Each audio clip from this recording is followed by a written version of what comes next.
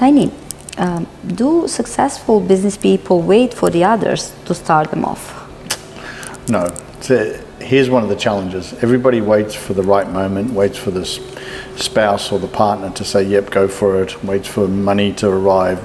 They keep making excuses to wait, okay? If you've got a great idea, just do it.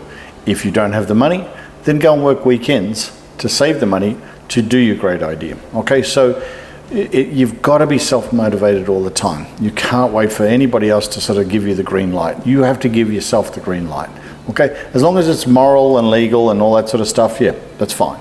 But yeah, too many people just wait. Oh, well, you know, I'm just waiting for the right time. I'm waiting for, you know, my parents, you know, it could be your parents, you know, I'm waiting for my parents to give me approval if you're young or whatever. It doesn't matter what age you are.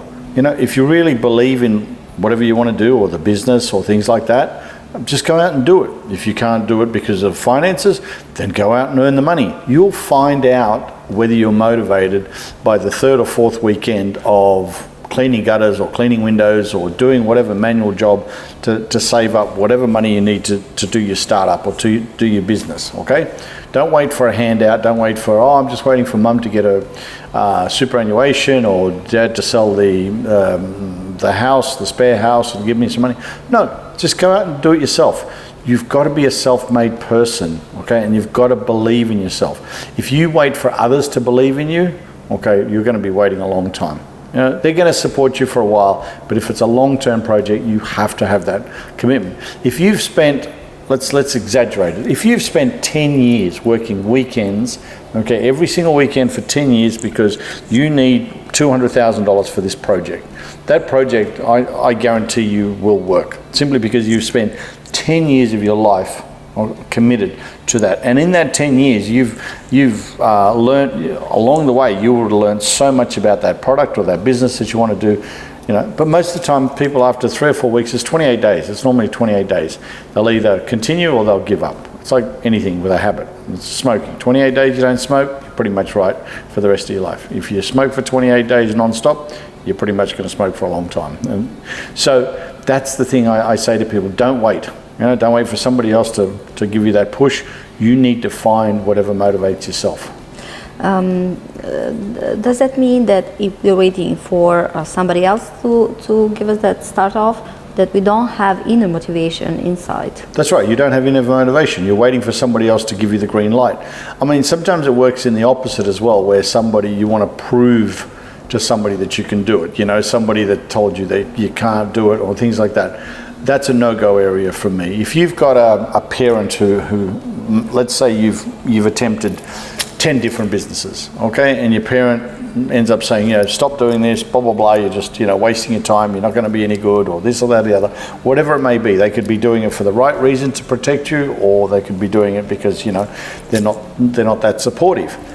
You need to put that to one side, because you cannot use the motivation of basically somebody saying you can't do something to do it, because when you actually start succeeding and they then change their mind and say, look, I do apologize, I think we've spoken about this before, I do apologize, you know, I was wrong son, or I was wrong daughter, or whatever it is, and then all of a sudden you've got their support, and then all the motivation seems to have gone because you just wanted to prove them wrong. Well, now you're in a different ball game. So that's why you always have to have 10 or 20 goals that you're working towards, but never have a goal, I'm going to prove them wrong, or I'm going to show them, you know, what I can do. That only lasts for a certain amount of time, and it won't give you the energy over a long term. Okay, can we talk, I wonder if we could talk about positive and negative motivation.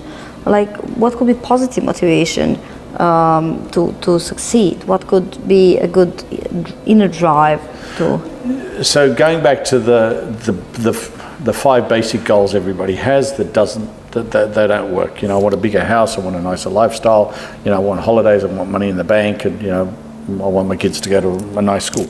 Okay, you're going to do that anyway, okay? You're going to do that anyway. So you have to find lots of other goals to keep that inner motivation, to keep that, you know, with this park that we have now. I mean, one of the big goals now is to make it sustainable. After that, we want to keep doing our charity work. We want to keep, so even when we do get to, let's call it, you know, 0 with the park, there's going to be 10 other goals that we make up for it.